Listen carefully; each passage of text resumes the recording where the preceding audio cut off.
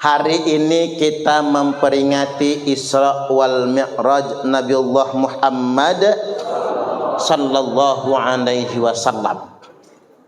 Semoga ini menjadi salah satu sebab Allah mengizinkan Nabi kita untuk memberi syafaat kepada kita semua. Allahumma amin.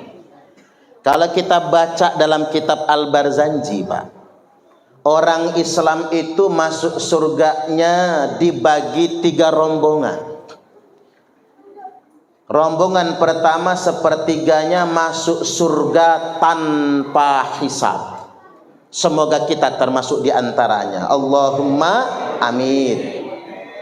Rombongan kedua sepertiga berikutnya masuk surganya bil hisabi wal mizan. Dihisab dulu, ditimbang dulu, tapi akhirnya masuk surga juga. Semoga masih termasuk kita. Allahumma amin. Nah, rombongan yang ketiga sepertiga sisanya, ini rombongan orang yang lebih banyak dosa daripada pahalanya, lebih banyak maksiatnya daripada taatnya. Kira-kira Bapak Ibu kita ini banyak dosa nggak sih? Banyak aja apa banyak banget? Banyak banget. Apalagi yang gemuk-gemuk itu, banyak betul dosanya. Walaupun yang kurus jangan bangga dulu, Pak. Jangan-jangan yang kurus lebih banyak lagi dosanya. Kurus bukan karena kurang makan, tapi karena keberatan dosa, cungkring akhirnya. Kayaknya Pak Babin agak cungkring ya. Biasanya polisi itu gemuk loh, Pak. Ngapa Pak Babin dewek yang kurus ya? Banyak mikir. Oh, banyak mikir berarti. Jadi Bapak Ibu, golongan yang ketiga, rombongan ketiga sepertiga sisanya, ini lebih banyak dosanya daripada pahala, lebih banyak maksiat daripada taat. Tapi golongan yang ketiga inilah yang akan dapat syafaat, akhirnya masuk surga juga. Maka saya kabarkan berita gembira buat bapak-bapak, buat ibu-ibu yang merasa banyak dosa, yang merasa maksiatnya banyak. Yakin, percayalah, semoga kita semua mendapat syafaat. Allahumma amin. Muncul pertanyaan, siapa sih yang bakal mendapatkan syafaat? Jawabnya gampang. Fahiya nailatun insyaallah min ummati man mata min ummati la yusyriku billahi syai'a. Yang dapat syafaat itu semua umat. Yang penting waktu matinya tidak dalam keadaan musyrik, tidak dalam keadaan menyekutukan Allah. Makanya kalau baca hadis kayak gini, Pak, ini hadis sahih ini, enggak dhaif, enggak maudhu', ini beneran hadis. Kalau baca hadis kayak gini nih, pede banget saya. Orang Islam itu bakal masuk surga semua. Allahumma amin, amin ya rabbal alamin. Walaupun banyak dosa, walaupun mantan jawara, walaupun mantan preman, kayak Babe Jasmine ya, mantan jawara, walaupun mantan, Pak, ya mending jadi mantan. Lebih baik jadi mantan preman daripada mantan ustadz. Ya Pak ya. Kalau mantan ustadz itu repot, Pak. Mau diceramahin pinteran dia, nggak diingetin emang salah. Kalau mantan preman kan enak, dia ingat dosanya, dia ingat masa lalunya. Yang namanya mantan preman nggak mungkin dia sok suci, nggak mungkin dia sok paling baik dewek, karena dia tahu dia punya masa lalu. Makanya benar, lebih baik jadi mantan preman daripada jadi mantan ustadz. Lebih baik bau-bau ustadz daripada ustadz bau. Iya nggak kira-kira? Asam ustadz baunya. Makanya Nabi sebel banget tuh sama yang bau-bau. Jadi Bapak Ibu, Nabi berdoa kepada Allah, ya Allah, terimalah taubat umatku. Jawab Allah, ku terima taubat umat Muhammad. kalau mereka bertobat setahun sebelum ajalnya. Wih, nangis Nabi, Pak. Kalau itu takdir ketetapanmu ya Allah, umatku masuk neraka semua. Loh kok bisa Muhammad? Ya nggak sempat ya Allah mereka bertobat. Terlalu lama jaraknya. Ya udah setengah tahun. Jangan ya Allah. Karena ada di antara umatku itu yang tobatnya sebulan lagi mau mati. Ya gara-gara pensiun tobat dia, Pak. Sebulan pensiun mati taunya. Baik kata Allah, keterima taubat umatmu kalau taubatnya sebulan sebelum ajalnya. Tapi ada ya Allah di antara umatku itu yang taubatnya itu seminggu sebelum ajalnya. Ya sudah kalau begitu, kuterima taubat umatmu kalau taubatnya seminggu sebelum ajalnya. Tapi ada juga ya Allah di antara umatku itu yang taubatnya sehari lagi mau mati.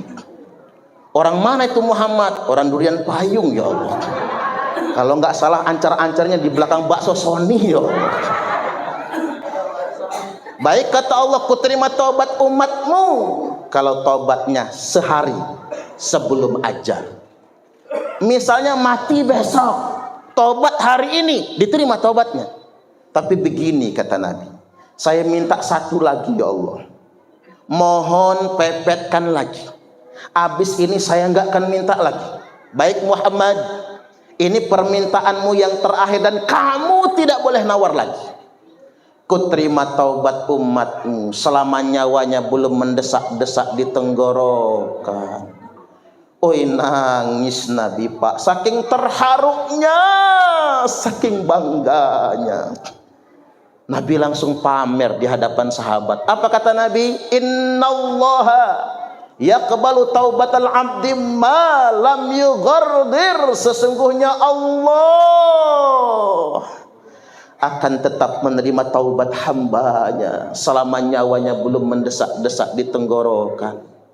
Terlalu baik Allah yang selama ini kita sembah. Makanya Allah itu maha baik. Beruntunglah kita jadi Islam Bapak Ibu. Beruntung jadi orang muslim. Ada anugerah yang luar biasa dari Allah. Allah terima taubat hingga batas terakhir nyawa di tenggorokan. Semoga Allah ampuni segala dosa kita. Allahumma amin. Amin ya rabbal alamin. Nah, kita langsung masuk ke sejarah Isra wal Mi'raj. Rasulullah sallallahu alaihi wasallam telah bersabda, utitu bil buraq. Malam itu didatangkan kepadaku buraq, farakibtuhu hatta ataitu baital maqdis. Aku menunggangi buraq ini kata Nabi sehingganya tiba di Baitul Maqdis. Baitul Maqdis itu di mana, Bu? Di Durian Payung, di Palestina ya, atau Masjid Al-Aqsa. Tsumma dakhaltul masjida fa shallaitu fihi rak'atain. Lalu aku masuk masjid kata Nabi, salat 2 rakaat. Jadi salat itu sudah ada sebelum Isra wal Mi'raj. Isra wal Mi'raj itu bukan pertama kali perintah salat, tapi pertama kali perintah salat yang 5 waktu. Nabi masuk masjid salat 2 rakaat. Waktu salat sendirian dewean. Begitu salam penuh masjid, ternyata malaikat yang menemani. Ini musola kita ini kalau subuh penuh nggak Pak? Penuh sama nyamuk ya. Kemudian Bapak Ibu, Nabi kaget ada banyak malaikat. Tsumma kharajtu, kemudian aku keluar masjid kata Nabi. Di beranda masjid faja'ani Jibril, mendatangi aku malaikat Jibril, bi ina'im min khamrin, dengan segelas khamar, wa ina'im min laban, dan segelas susu. Waktu itu Nabi ngelak haus, ditawarkan di luar masjid oleh malaikat Jibril semangkok atau segelas susu, segelas khamar dan segelas susu. Khamar duluan yang ditawarkan, Nabi suruh milih susu atau khamar. Khamar atau susu. Tahu khamar enggak Pak? Khamar itu susu gendruwo. Kalau bahasa orang tua Pak, tuak ya. Khomer itu tuak, warnanya putih. Susu warnanya putih, tuak juga warnanya putih. Tampilannya boleh sama putih, tapi isinya beda. Cuman ngomong-ngomong ini susu apa khomer ini ya? Jangan-jangan susu gendruwo lagi. Oh, ini susu ini Pak. Kalau ini susu udah ketebak itu.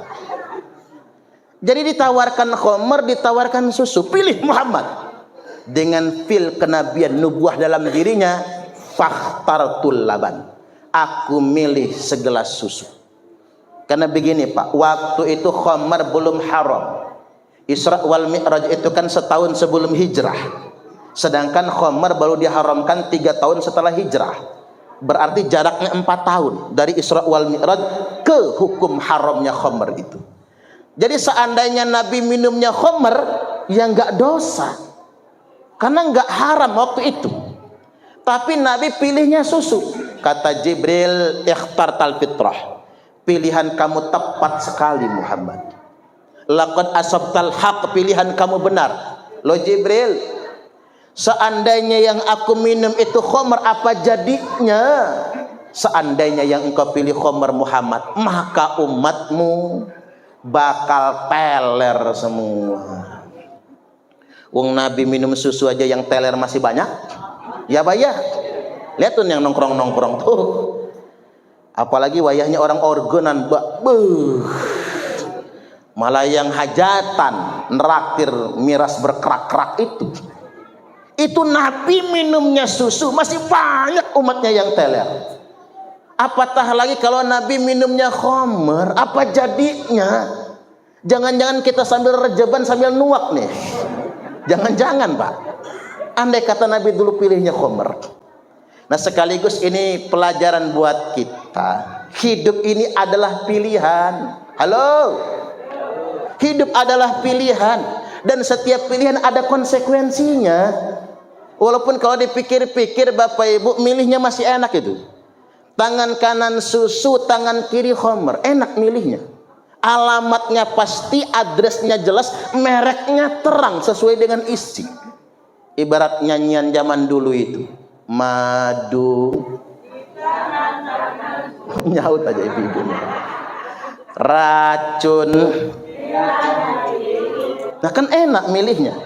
Milih yang tangan kanan madu, milih yang tangan kiri racun. Ibu-ibu kira-kira nih kalau disuruh milih di madu apa di racun? Coba kita mau buat soal dulu Pak, biar terang. Ulasannya dari awal aja. Yang tangan kanan susu, yang tangan kiri khamar. Ibu-ibu milih susu atau khamar? Susu dong. Yang tangan kiri madu, yang tangan kanan racun. Ibu-ibu milih di madu apa di racun?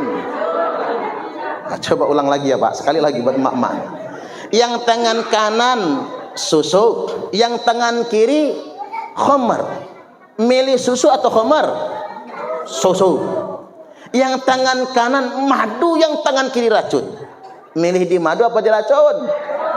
Di racun Pak. Mapas ada yang milih di racun taunya. Nggak mau milih di madu. Itu soalnya salah ya Bu. Kendati pun begini Pak, yang kayak gitu kan pelajaran, enak milihnya. Yang jadi soal itu Bapak Ibu, yang bikin repot kalau talbis kecampur. Khomer campur susu nggak bisa. Madu campur racun nggak bisa.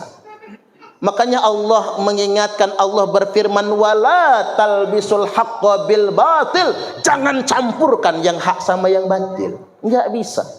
Ibarat air campur bensin, repot Bapak Ibu. Air separoh, bensin separoh dicampur. Diminum manusia mabok, diminumkan ke motor mogok. Nggak ada benernya. Makanya yang hak sama yang batil selamanya nggak bisa campur. Nggak bisa temenan Bapak Ibu. Tapi itu pun ada yang lebih bahaya lagi. Apa yang lebih bahaya? Talafi. Apa itu talafi? Bahasa kerennya kamuflase. Tampilannya susu, dalamnya khamar. mereknya madu, dalamnya racun, hidangannya kopi, dalamnya sianida. Matilah Wayan Mirna Solihin, diracun sama Jessica Kumala Wongso yang belum lama keluar dari penjara. Saya aja terus terang Pak, nggak yakin tuh Jessica yang meracun. Jangan-jangan ada kesalahan teknis doang tuh, jangan-jangan. Ya, tapi kan pikiran kita kan nggak punya kekuatan hukum. Yang punya kekuatan hukum ya vonis hakim di pengadilan, kan begitu. Cuman itulah zaman sekarang. Fenomena Jessica dan Wayan Mirna Solihin geger dunia internasional. Seakan-akan dunia sedang menghadapi babak baru. Apa itu? Talafi. Banyak kamuflase di akhir zaman. Jubahnya kenabian, dalamnya setan. Pakaiannya malaikat, dalamnya bles. Hati-hati zaman sekarang. Mohon maaf saja, kadang-kadang kerudungnya nggak salah-salah nyengser di tanah. Tapi kalau ngomongin orang, serunya. Seru banget.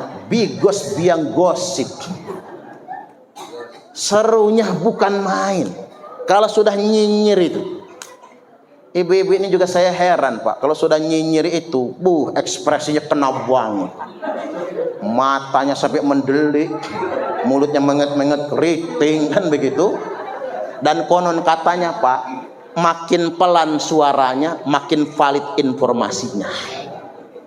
Makanya ibu-ibu itu kalau sudah ngomong setengah berbisik, akurat tuh Pak. Ada informasi tertentu tuh. Ini yang diomongin kira-kira siapa? Ketua takmir musola nih kayaknya nih.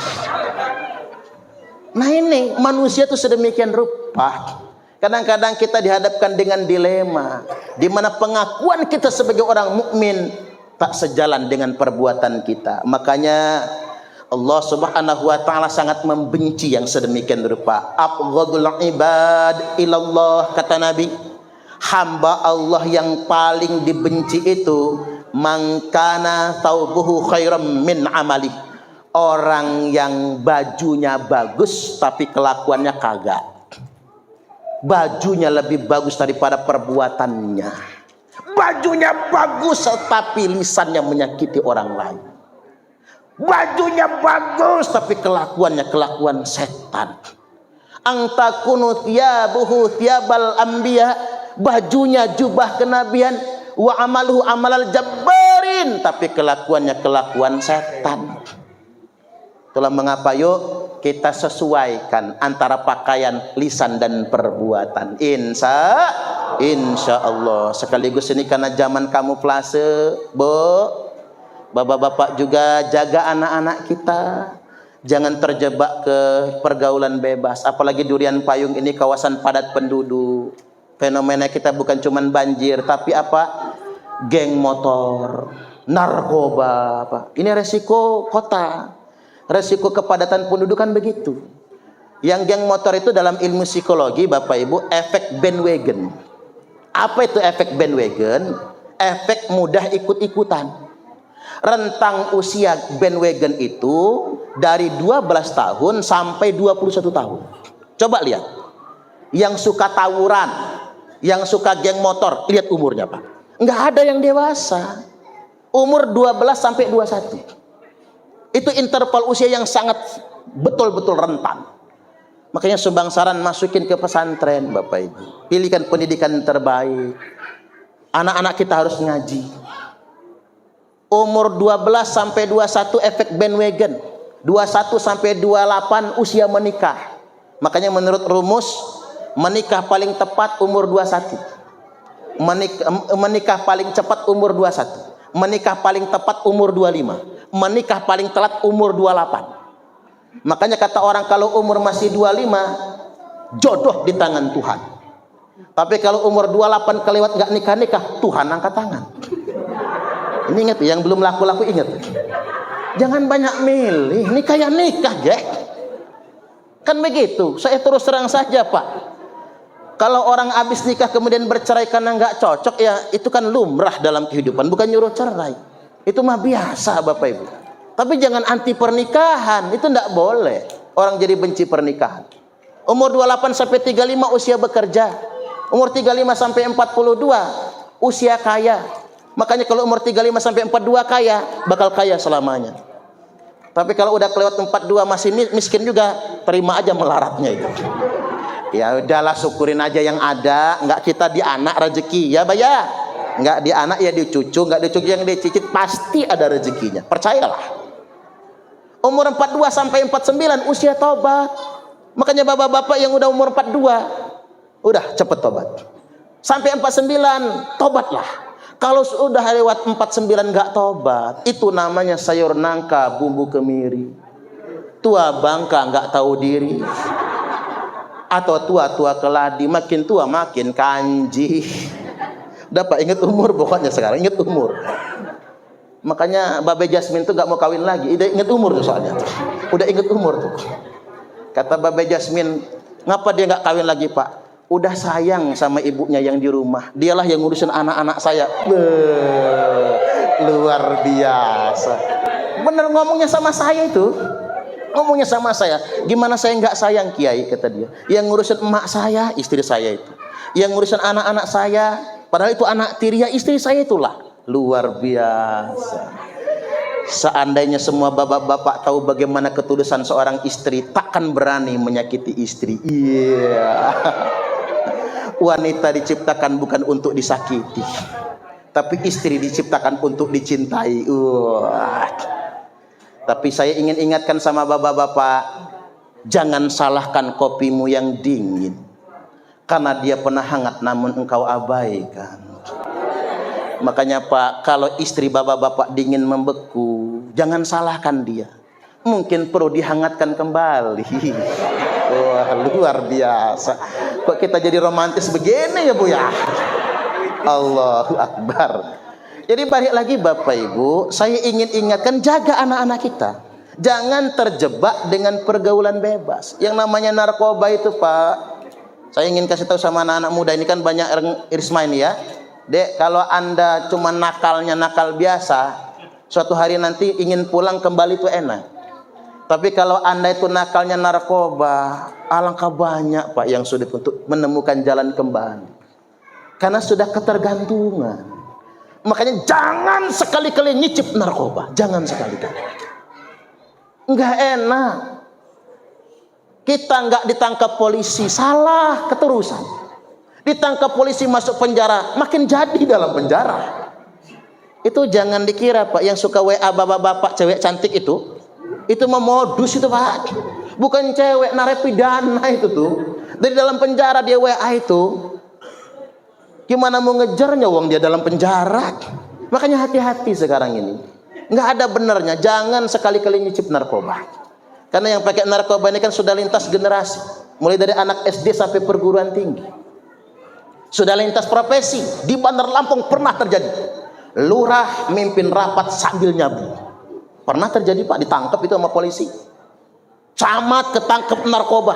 Anggota DPRD maling suntikan di rumah sakit. Kenapa? Pengaruh narkoba. Bupati Ogan Ilir, Sumatera Selatan, digerebek di rumah jabatan bupati, narkoba. Kemudian oknum anggota polisi banyak, tanya Pak Babin itu. Sampai Jenderal Bintang 2, Irjen Pol Teddy Minahasa, gara-gara narkoba ditangkap Pak. Oknum anggota TNI Kolonel Melati 3, entar lagi Jenderal, ditangkap gara-gara nyabu. Hakim dinasnya di Lampung, masuk berita kok, ditangkap di hotel lagi nyabu. Oknum jaksa ditangkap lagi nyabu.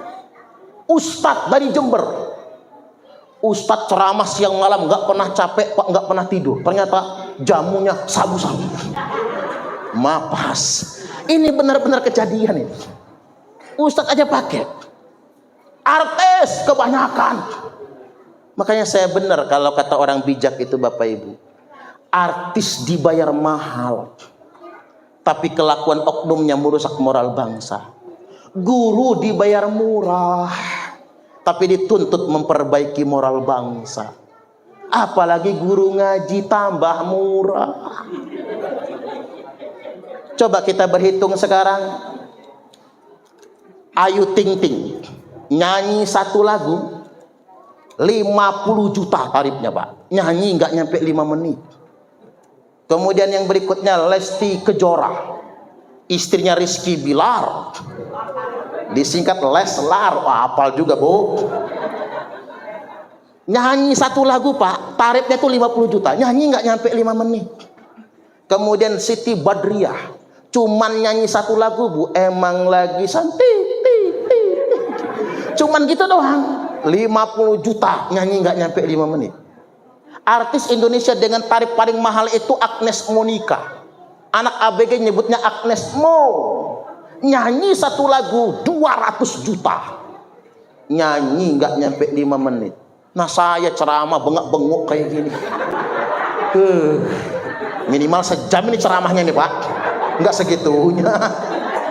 Tapi ya ikhlas. Kalau nggak ikhlas malu. Malu sama siapa? Malu sama guru ngaji.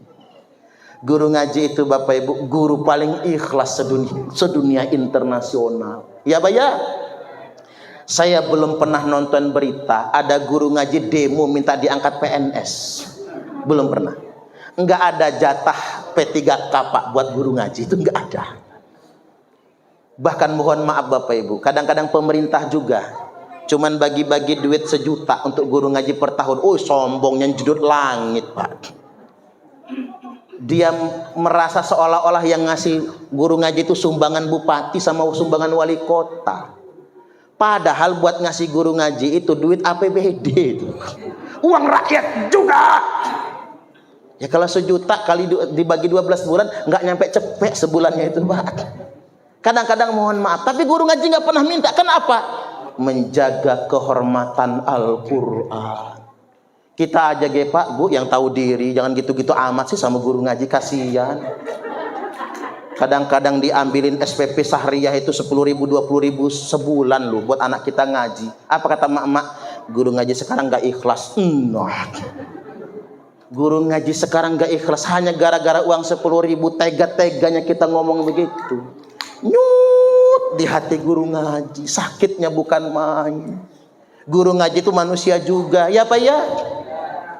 Kadang-kadang mohon maaf Bapak Ibu, di rumah guru ngaji itu sarung nggak ganti-ganti, belum lagi beras habis, token udah bunyi, nit, tit.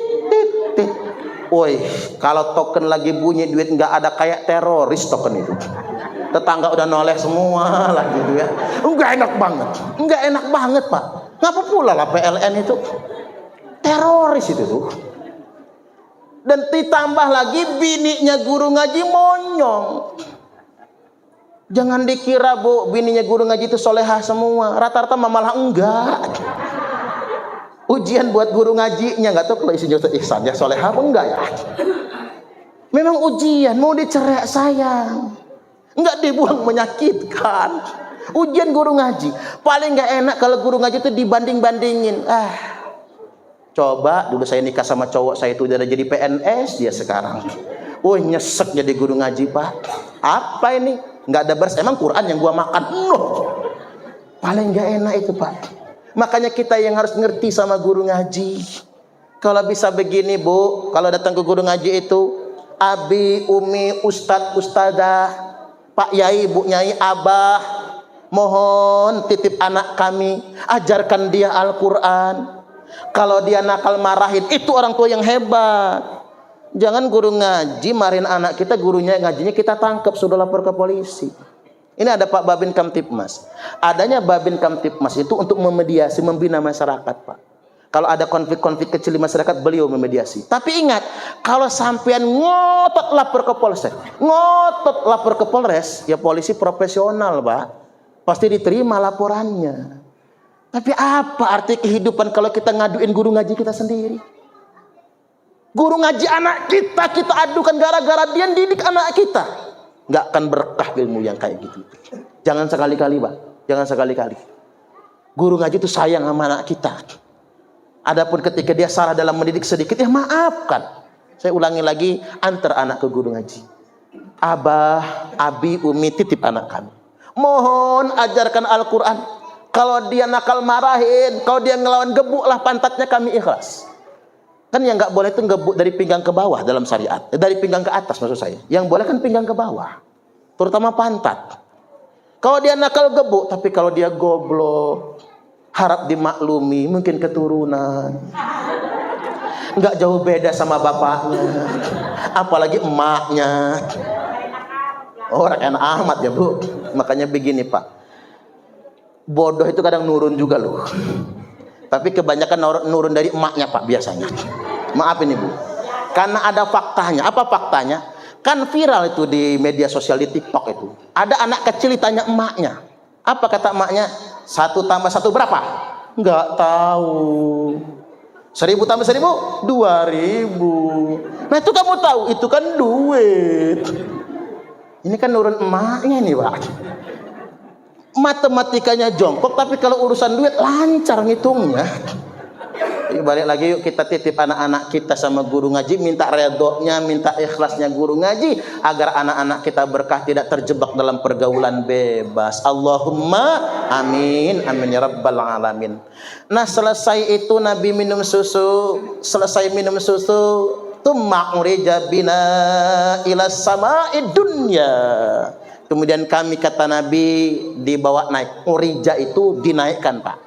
Nggak bisa mi'raj dewek mah nggak bisa, harus urija dinaikkan. Nabi dan Jibril dinaikkan ke langit, langit dunia, langit pertama.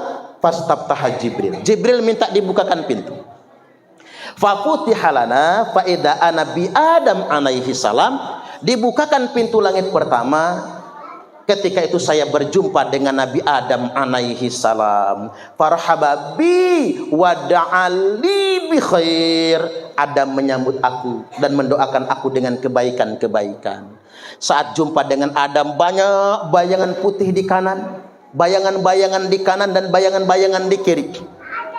Nabi bertanya kepada Jibril, Jibril kok banyak bayangan itu?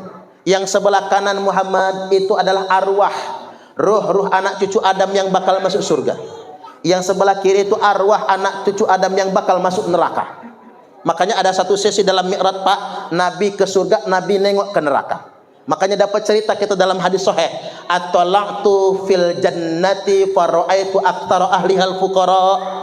Aku kunjung ke surga, kata Nabi, aku lihat di dalam surga kebanyakan penghuninya orang miskin, orang fakir. Makanya yang miskin-miskin, rumah nggak punya, tinggal di kontrakan, itu masuk surganya duluan. Kalau sholat, kalau nggak sholat ke nerakanya yang bablas. Bingung hisapnya apa Pak, langsung. Saya tanya sama Bapak Ibu ini kalau suruh milih kaya apa miskin? Milih kaya apa miskin? Ya kaya lah, malas jadi orang miskin ya Pak. Nabi yang doa minta miskin tuh Nabi. Allahumma ahyini miskinan wa amitni miskinan.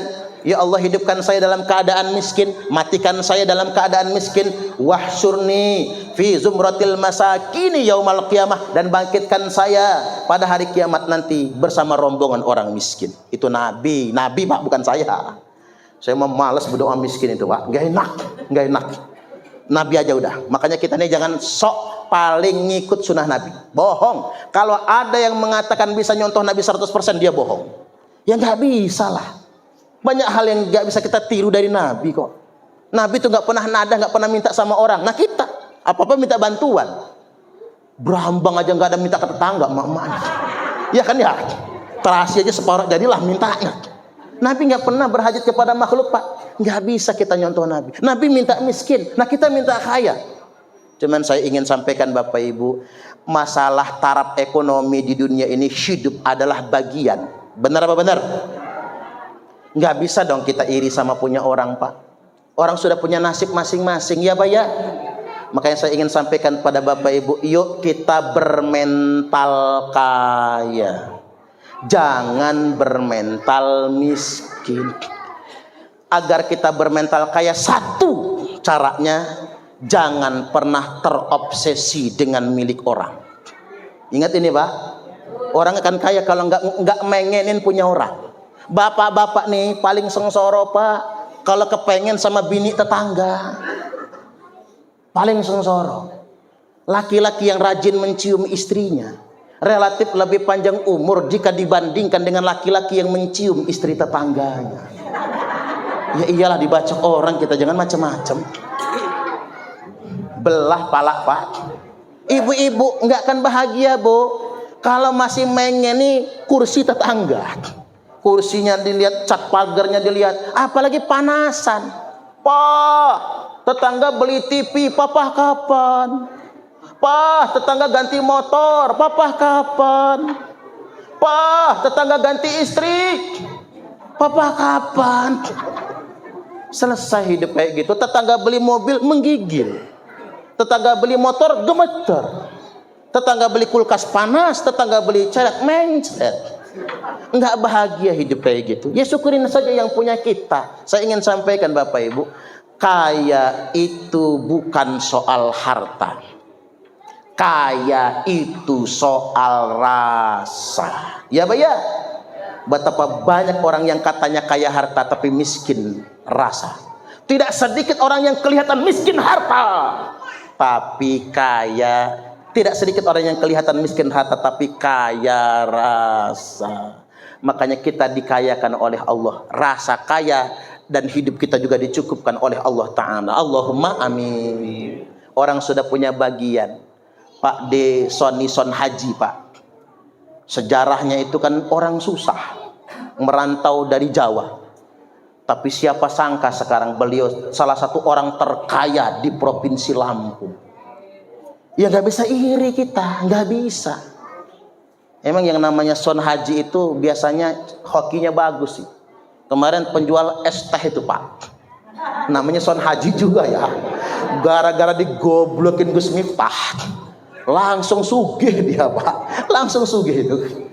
Berarti Bu, Ibu kalau mau punya cucung, punya anak, namain Son Haji aja pokoknya. Biar sugih Bapak Ibu, biar sugih. Ini takdir garis nama itu Pak, kayaknya sih begitu. Tapi namanya Son Haji melarat, ya sabar, nunggu kayak Pak Son Haji penjual es itu kali. Ada momentumnya.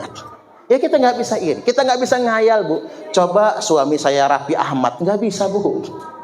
Coba saya jadi Nagita Slavina, nggak bisa. Syukur yang punya kita saja. Karena kaya itu soal rasa. Bukan kaya yang menjadikan Anda bahagia, tapi bahagia yang menjadikan Anda kaya. Bukan kaya yang menjadikan Anda bersyukur, tapi bersyukurlah yang menjadikan Anda kaya. Ini ada cerita nih Bapak Ibu. Orang narik duit di ATM. Tiba-tiba ada nenek sama cucu minta. Seperti pengemis Pak. Kata yang narik duit di ATM, ditunjukinya bacaan di dinding. Baca. Di sini dilarang mengemis.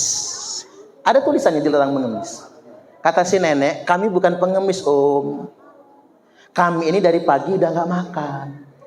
Saya cuma punya uang 5.000 untuk beli nasi sama cucung saya ini. Tambahin aja 5.000 biar pas 10.000. Oh begitu. Kasihlah Pak 5.000 sama dia. Habis itu dicium tangan si makasih ya Om, makasih. Langsung berdoa dia Pak, kayak orang tahlilan. Panjang betul doanya sambil nangis. Apa yang menjadi peringatan bagi si Om? Baru saja dia narik uang 5 juta di mesin ATM. Dia lupa mengucap Alhamdulillah. Si nenek cuma dapat 5.000 dari dia. Panjang dia berdoa dan memuji Allah Ta'ala. Makanya Bapak Ibu, yuk kita bantu orang. Ada banyak orang susah. Ada banyak orang yang butuh pertolongan kita semua. Ada orang yang pagi nggak sarapan, siang keroncongan, sore kelaparan, malam ngarep ada undangan kendurenan. Ternyata di durian payung ini yang mati juga belum ada. Akhirnya nggak ada kendurenan. Itu yang harus kita bantu.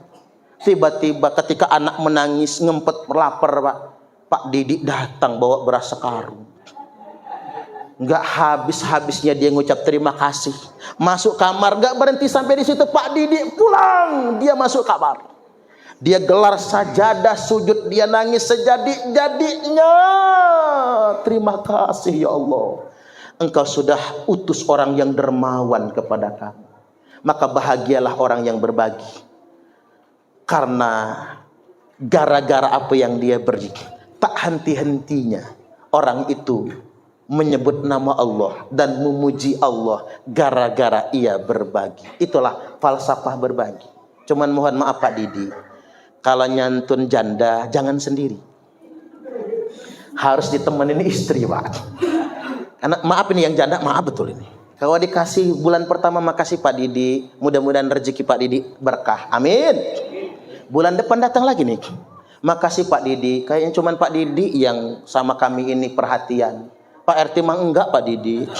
Mulai dibanding-bandingkan itu, ceritanya udah agak panjang. Bulan depan datang lagi, subhanallah Pak Didi betul-betul perhatian sama kami, alangkah ada orang sebaik Pak Didi. Itu baru 3 bulan. Bulan keempat datang lagi, ya Allah Pak Didi, coba anak saya punya bapak kayak Pak Didi. Nah, jadi tuh barang Pak, jadi itu barang. Jadi ayo kita bermental kaya, maksudnya yuk tangan di atas lebih baik daripada tangan di bawah. Yang berikutnya agar kita bermental kaya itu Bapak Ibu ya tadi, lihatlah ke bawah, jangan lihat ke atas. Unzuru ila man huwa asfala minkum. Lihatlah orang-orang yang ada jauh di bawah kalian. Wala tangzuru ila man huwa fawqakum. Jangan lihat orang yang ada di atas kalian. Makanya saya ini ngelihatnya ibu-ibu, enggak yang di atas itu. Tinggi soalnya Pak. Ngelihatlah ke bawah, jangan lihat ke atas. Ada banyak orang yang beban hidupnya sangat berat sekali, tapi dia nggak pernah berisik Bapak Ibu. Dia nggak pernah berisik. Dia tahan bebannya, dia jalani kehidupannya, dia nikmati perjuangan. Lah kita baru sulit dikit aja update status.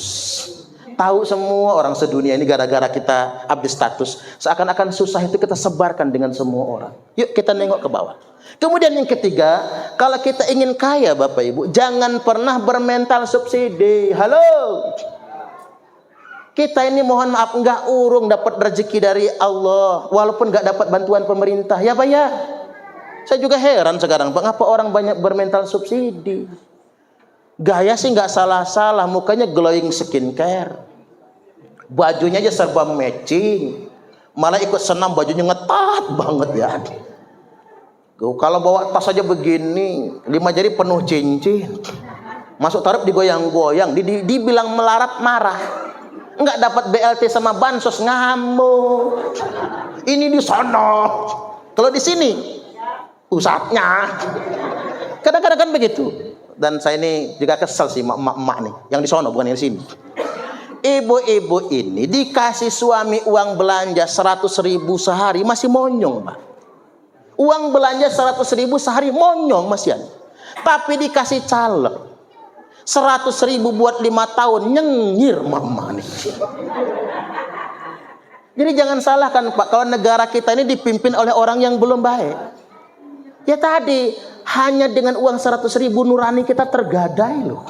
5 tahun 100.000 dikasih suami 100.000 setiap hari masih monyong. Ya hati-hati, makanya yuk kita banyak mawas diri. Mudah-mudahan Bapak Ibu hidup kita dicukupkan, amin. Selanjutnya, wa tala'tu fin nari fara'aitu aktsara ahlihan nisa. Nah ini enggak enak ini. Aku tengok ke neraka, kata Nabi, aku lihat di neraka penghuninya perempuan wadon kabeh. Tapi mohon maaf, saya kalau ngekir emak-emak nih, ibu-ibu nih, kayaknya ibu-ibu ini bakal masuk surga semua lah kayaknya. Amin. Kayaknya ya Bu. Kalau benerannya Allah yang tahu, bukan saya. Saya cuma ngomong sepertinya. Cuman ibu-ibu ini, walaupun kita tadi yakin Pak umat Islam masuk surga semua, ibu-ibu harus tahu apa sebab perempuan masuk neraka. 1, perempuan masuk neraka gara-gara melawan suami. Saya ajarin buat ibu-ibu, perempuan paling gampang masuk surga taat suami. Paling gampang juga masuk neraka Bu, ngelawanlah sama suami. Suami lagi tidur Bu, sepak palanya. Gratis masuk nerakanya, enggak usah bayar kaplingan di neraka. Ya kalau suami bangun, maaf beh, nggak sengaja gua. Pengapal sengaja kayak nendang bola itu. Tapi yakinlah neraka mah bablas itu. Yang kedua Bapak Ibu, perempuan masuk neraka gara-gara apa? Enggak syukur sama suami. Ada uang abang disayang, enggak ada uang abang ditendang. Kalau dompet laki lagi gemuk mau dia dipeluk-peluk. Coba kalau dompet lakinya nipis, laki megang bilangnya najis, dijai bajai najong teralala. Kalau kata anak Gen Z zaman sekarang, Pak, cinta tak mengenal warna kulit, tapi cinta mengenal warna duit. Makanya Pak, walaupun hitam, palak peyang, muka bopeng, yang penting dompet tebal sekarang ini, Pak. Orang mah nggak penting wajah, yang penting duit, bro. Jadi istri yang nggak syukur sama suami, sebetulnya begini, Bu, serahasia laki-laki. Kebahagiaan sejati para suami bukan pada mobil sport, motor sport, sepeda lagi trendy, bukan karena mobil mewah, bukan karena sepeda, bukan karena burung piaraan ya. Kebahagiaan sejatinya semua suami itu adalah istri yang bersyukur. Kerasa bener Pak kalau lagi susah ya, tinggal ngontrak, rumah nggak punya, boro-boro motor sepeda aja dikasih orang. Kita ngomong sama bini, maaf ya, maaf. Agak drama gitu kan Pak. Gara-gara kawin sama saya kamu susah sekarang. Apa kata si bini? Enggak kok Pak, saya bangga punya suami kayak papa. Ada nggak yang kayak gitu? Nggak ada. Pret, boro-boro. Boro-boro. Apa kata bininya? Iya, sial gua dapat lagi kayak lu. Coba gua tuh nerima lamaran Pak Dedi, bini notaris gua. Masih begitu, Pak. Makanya Bu, kebahagiaan suami itu ada pada istri yang bersyukur. Yang namanya bini nggak syukur, Pak, 1 juta kurang, 5 juta ya kurang, 20 juta ya kurang. Cuman begini, Pak, ibu-ibu ini jangan pernah dipaksa hanya qanaah. Karena wanita Indonesia nggak terkalahkan kalau urusan qanaah, Bapak Ibu. Saya kasih tahu rahasia ibu-ibu. Ibu-ibu ini paling sebel sama laki-laki yang pelit, ngasihnya cuman dikit, itu pun diungkit-ungkit. Ada zaman sekarang, Bu? Yang mana orangnya? Kalau ada. Sekali-kali ge Pak bahagiakan istri, mama, kadia mama. Naun atuh papa. Kiraan bininya ngapain ini? Rogoh kantong kanan Pak, agak seret tuh. Tebal barat soalnya. Banting uang 15 juta. Jeleger. Ini uang apa papa? Ini uang belanja mama. Untuk beli beras, bayar token, cicilan kulkas, cicilan motor, cicilan seragam pengajian. Cukup mama? Cukup papa. Malah bersisa. Ya kalau ada sisa, simpenlah sama mama. Itu suami hebat. Begitu istri ngekep duit 15 juta mau balik badan, nanti dulu mama. Rogoh lagi kantong kiri Pak, ambil lagi 15 juta. Banting lagi. Apalagi ini papa? Ini bonus untuk mama. Capek mama masak, capek mama ngurusin anak, bawalah ke mall mama, jangan pulang kalau nggak habis mama. Luar biasa. 15 juta uang belanja, 15 juta bonusnya 30 juta. Mau nggak Bu? Mimpi sampai jedut langit. Yang ketiga, mengapa perempuan banyak masuk neraka? Gara-gara perempuan mengotori ranjang suami. Apa yang disebut dengan mengotori ranjang suami? Suami keluar rumah peras keringat banting tulang, kepala jadi kaki, kaki jadi kepala, badan jadi tanah, tanah jadi badan, badan berkalang tanah. Istrinya memasukkan laki-laki lain ke dalam rumahnya. Itu luar biasa Pak. Itu luar biasa. Bu, ada banyak pelacur masuk surga, tobatnya diterima. Hadis sahih ini Pak, Sahih Bukhari Muslim. Dia pelacur, dia pezina, tapi tobatnya diterima. Karena ngapa? Dia jualan Pak. Sengaja dia nggak punya laki soalnya. Tapi saya nggak membenarkan, enggak loh Pak. Nanti bapak-bapak jadi dalil yang dibenarkan. Sengaja jualan dia. Hadis Sahih Bukhari Muslim itu Bapak Ibu. Tapi hati-hati dengan istri yang mengotori ranjang suami. Dia terlaknat di dunia sampai di akhiratnya nanti. Saya juga heran sekarang banyak perempuan poliandri, lakinya 2, ada yang lakinya 3 lagi. Na'udzubillahi min dzalik. Ini sekotor-kotornya manusia Bapak Ibu. Baik, udah 1 jam nih ceramah, dikit lagi ya. Jangan panjang-panjang biar diundang lagi. Kalau kepanjang mah kelenger, sudah males undang lagi katanya. Di langit kedua ketemu dengan Nabi Isa, Nabi Yahya alaihi salam. Di langit ketiga ketemu dengan Nabi Yusuf. Di langit keempat ketemu dengan Nabi Harun, Nabi Idris. Di langit kelima ketemu dengan Nabi Harun. Di langit yang keenam ketemu dengan Nabi Musa alaihi salam. Tsumma urija bina ila sama'is sabi'ah. Naik ke langit yang ketujuh, berjumpa dengan Nabi Ibrahim alaihi salam.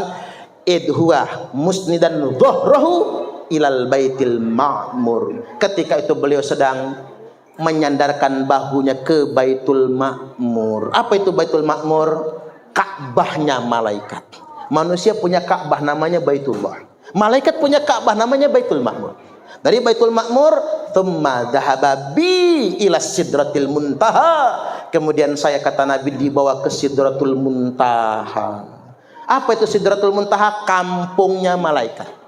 Jadi kalau kita ditanya di mana kampung malaikat, Sidratul Muntaha. Wa fiha malaikatun la ya'lamu adadahum illallah azza wa jalla. Di dalamnya banyak sekali malaikat yang tidak ada yang mampu menghitungnya dan tidak ada yang tahu jumlahnya kecuali cuman Allah azza wa jalla. Saking banyaknya ini malaikat. Dari Sidratul Muntaha Jibril ngomong, Muhammad sampai sini. Kamu dewek lagi naik. Saya nggak bisa nemeni Muhammad. Lo Jibril, saya nggak berani sendirian. Innaka akrama anallahi minni. Sesungguhnya engkau lebih dimuliakan Allah daripada saya Muhammad. Maka Nabi naik sendiri, Pak, duduk iftiros begini. Saya praktekkan duduk iftiros, duduk di atas telapak kaki kiri dan menegakkan telapak kaki kanan, dan tangan kita di atas paha, setetakan pedang dengan lutut kita begini. Lalu Nabi mengucapkan kalimat penghormatan. At-tahiyatul mubarakatuh sholawatut thayyibatu lillah. Ini ucapan penghormatan. Makanya kalau di akhirat nanti, Pak, ketemu Allah, jangan assalamualaikum. Kurang ajar tuh namanya, Pak. Nggak boleh mengucap assalamualaikum dengan Allah, tapi ucapkan at-tahiyat.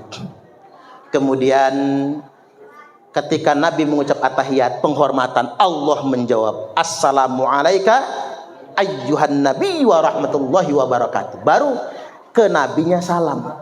Nabi ngucap lagi, assalamu alaina. Keselamatan itu untuk kami ya Allah. Wa ala ibadillahi sholihin, dan beserta hamba-hamba Allah yang solih. Lalu asyhadu an la ilaha illallah. Ingat nih, kita ini madzhab Syafi'i. Awas durian payung, Pak, jangan dimasukin Wahabi. Harus galak, orang Jaseng harus galak, Pak. Kalau ada kawasan orang Jaseng Wahabi masuk, itu udah kelewat, kebangetan itu, Pak. Kebangetan. Jangan biarkan Wahabi berkembang di masjid-masjid dan di musola-musola kita. Karena mereka tuh recok sama pemerintah, dia ngelawan, Pak. Nggak ada benernya itu. Ya, jangan sampai. Nah, di madzhab Syafi'i itu illallah ngangkat. Kalau madzhab Hanafi begini, Bapak Ibu, la ilaha illallah turun. Nggak digenggam dia. Nafi naik, isbat turun. Kalau Imam Hambali dari at-tahiyat udah naik. Nah, teman-teman kita di Muhammadiyah itu bukan Wahabi. Muhammadiyah itu ya sama Ahlus Sunnah wal Jamaah kayak kita juga, Pak. Saingannya NU lah dalam hal kebaikan, fastabiqul khairat. Bukan musuh, bukan. Ya, teman kita juga sama. Jadi kalau tahiyat dari awal. Kalau Imam Malik diangkat, digerak-gerakkan, tak tak tak kanan kiri. Yang saya bingung itu kan Imam Malik tuh kanan kiri, Pak. Kok orang ngamalnya atas bawah begini? Ada yang muter-muter, wer. Bingung saya tuh. Yang begini gimana kalau ketutupan sarung? Apa sangkaan orang, kan begitu?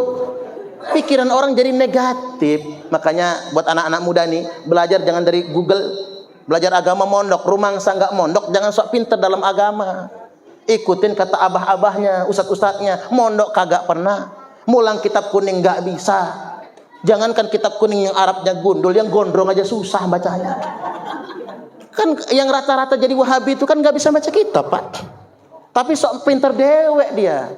Cuman kadang-kadang memang dia rajin ke masjid, rajin ke musola. Begitu abah imam kita nggak datang, dia ujuk-ujuk jadi imam dia. Ngelunjak Wahabi itu. Berani jadi imam, nggak disuruh juga.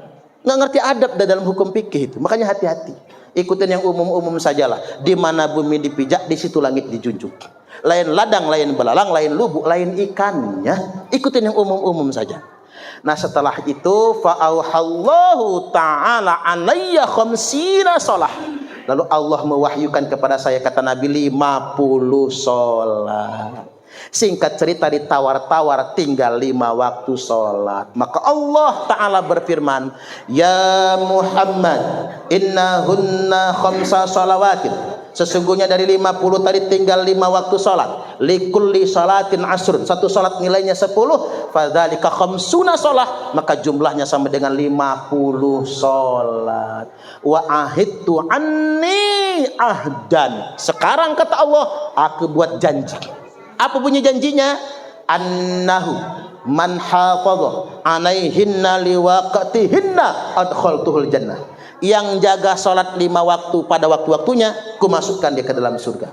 Sebaliknya, wa man lam yuhafiz, yang enggak menjaga salat, fala ahdalahu indi, enggak ada janji kata Allah. Ibarat salat zuhur mepet asar, asarnya numbur maghrib, maghribnya mentok isya, isyaknya ketiduran, subuhnya kesiangan. Ketiban sholat subuh niatnya begini, usolli fardhos subhi rakaataini mustaqbilal qiblati kodoan lillahi ta'ala. Lo kok kodoan Pak? Jam 8 sholat subuhnya. Walaupun masih benar Pak, kalau sholat di luar waktu kan kodoan dia.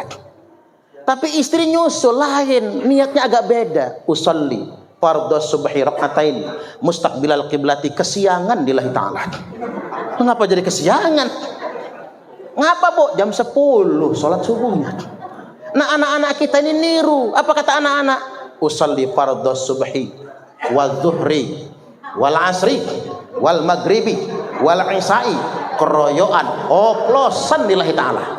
Sholat dioplos. Orang Jakarta lebih hebring. Subuh maraton, zuhur ke salon, asar main badminton, maghrib mainin handphone, isya nonton sinetron, mati kena smackdownnya malaikat Israel. Maka dari itu poin terpenting malam ini, kita jaga sholat 5 waktu.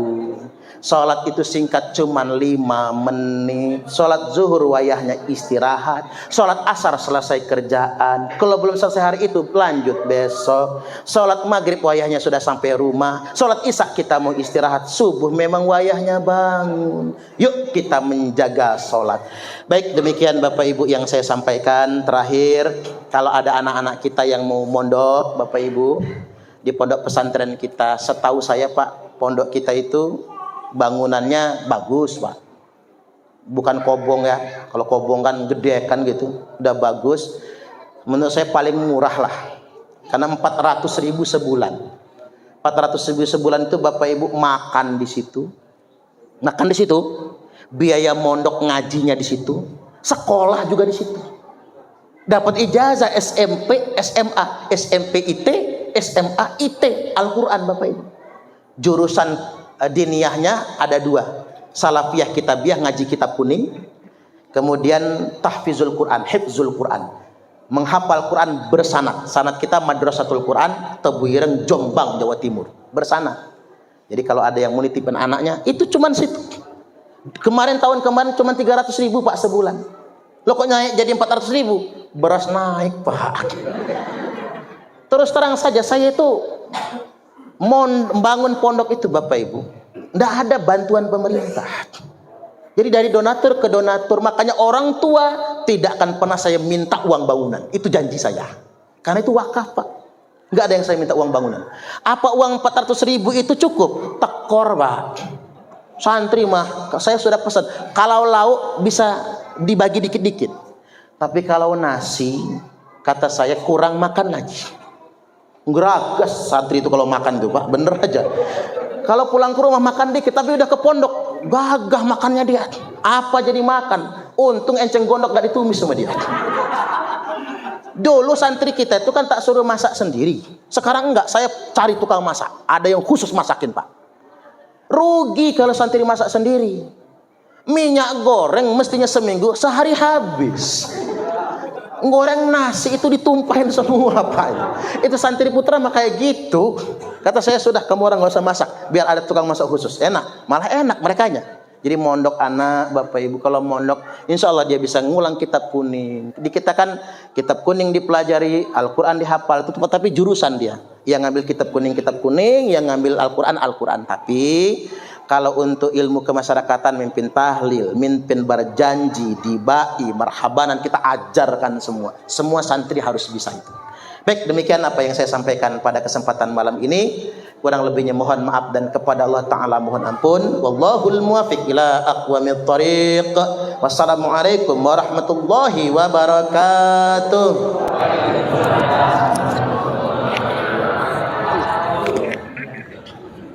Kami adalah Laskar Sabilillah, pecinta Wali Songo dan para anbiya, pewaris peradaban Islam di Nusantara hingga berkibar bangsa Indonesia.